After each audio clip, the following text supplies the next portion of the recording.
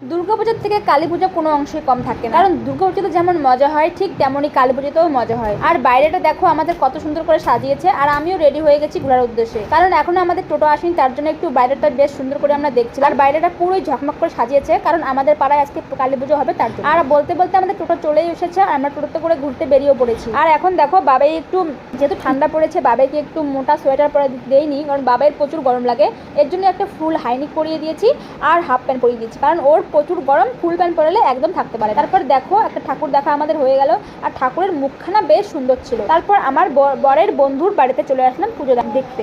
এখানে এসে দেখি এমা এখনো তো পুজো শুরুই হয়নি, আর প্যান্ডেলটা কিন্তু বেশ সুন্দর করে সাজিয়েছে। তারপর আমার মডেলিং দেখে তো পুরোই সবাই পাগল হয়ে যাচ্ছে। তারপর এখন ঠাকুরও চলে এসেছে, আর ঠাকুর মশাইও চলে এসেছে।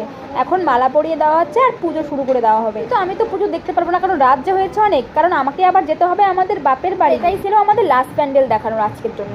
তো এই প্যান্ডেলটাও বেশ সুন্দর করে সাজিয়েছে, আর যেহেতু এটা কালী পুজো তাই বেশি ভিড়ভাড়টা হয় না, সবাই টোটো করেই ঘুরতে পারে। তারপর কি বলবো গাইস, আমাদের তো অনেক লেট হয়ে যাচ্ছে, এর জন্য আমরা নেমে দেখি। তারপর আমি এখন চলে আসলাম আমাদের বাড়িতে।